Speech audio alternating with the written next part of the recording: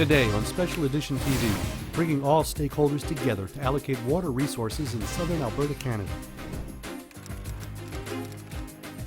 Hello, I'm Ileana Bravo. Now we turn to a topic that's of concern to all of us. Water, water, water. We all need it, we all want it, and that's the problem. I have always been interested in water. Dr. Dan Shear is president of Hydrologics, Inc. His company specializes in water management issues, including analysis, planning, and conflict resolution.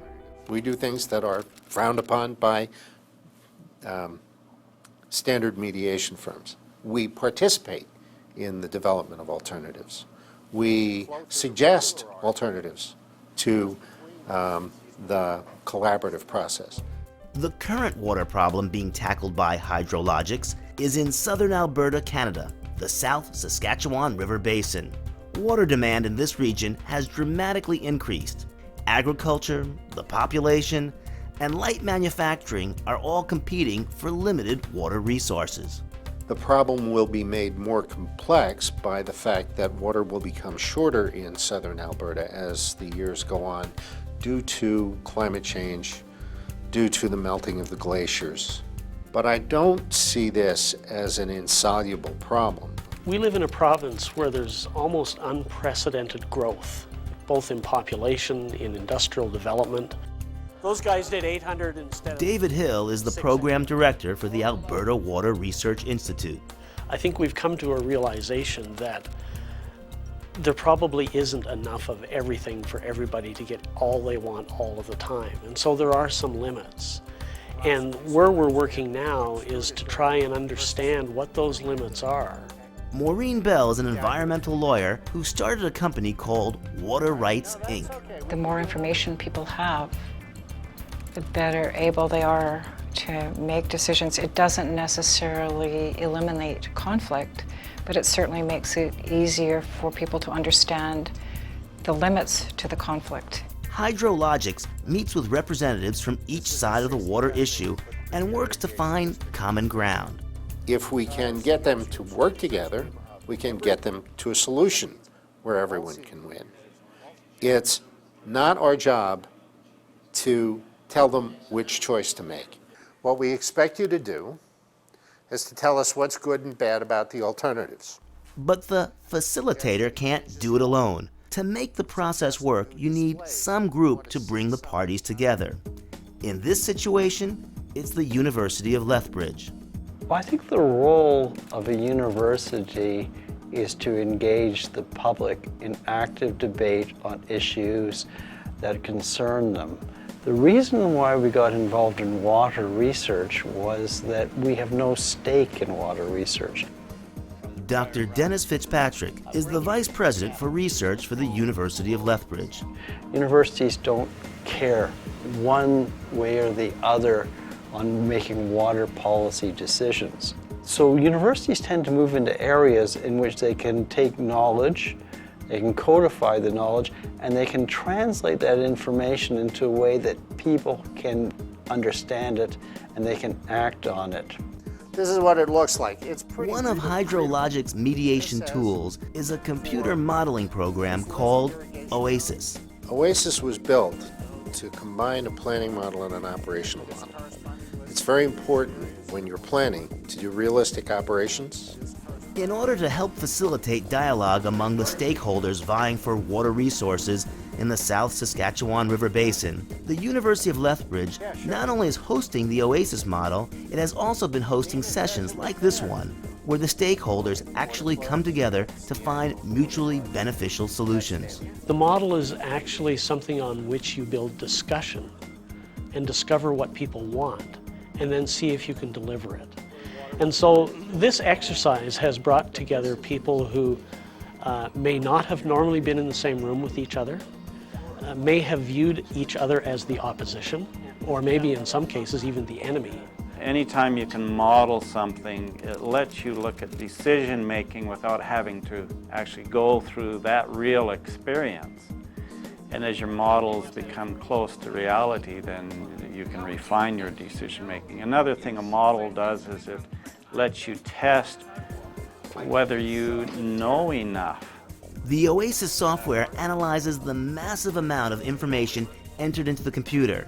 It then determines water flow timetables and can help predict how future variables will impact water availability.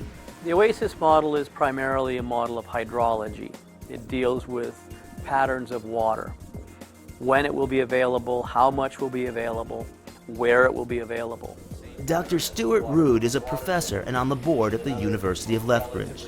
With the OASIS model, we're able to do some what-ifs relative to using the existing infrastructure, but also asking the question, what additional infrastructure could be implemented to improve water management prospects? The Hydrologics model reminds me of a video game. It's immediate. You build it up on a robust data set, you test it out to make sure it's true, and then you ask a whole bunch of what-if questions. What if the climate changed? What if Calgary takes twice as much water? The OASIS model will help us, hopefully, to make a more informed decision about what to do with our unused allocations, what could have the most beneficial use of our unused allocations, whether it be to another user who is short of water or whether it be to meet environmental needs in the stream. At the end of the day, if you produce research that only experts can understand, it's of limited value. If you can produce research and you can translate it into information that the public can understand, then it has long-lasting societal values. And universities are in there for the long haul, and we're in to serve society. Each side needs to know that everyone leaves the table with something they wanted. The process of having people in the same room, talking to each other, expressing their own interests, and finding out when their perceptions don't match reality is extraordinarily important in making a cohesive whole and getting to composite, collaborative, mutually acceptable solutions to very complicated problems. So it's not just about finding that final compromise, it's ultimately the actual act of working together that makes the outcome so much stronger. With this kind of a process, there's a possibility to come to policies which are not terribly hurtful to anyone and which benefit the society here as a whole very much. I'm going to say right off the bat, I was skeptical about whether or not the OASIS model would in fact be able to succeed in the type of modeling that was anticipated. I will say, now that I've seen OASIS running, it does indeed do what Hydrologics anticipated that it would. So where does the OASIS model go from here? That's a good question. One of the things that can happen, because this model is now housed at the University of Lethbridge, is that people can come to this model and ask it questions and get answers. People can organize sessions like this in the future and try things out.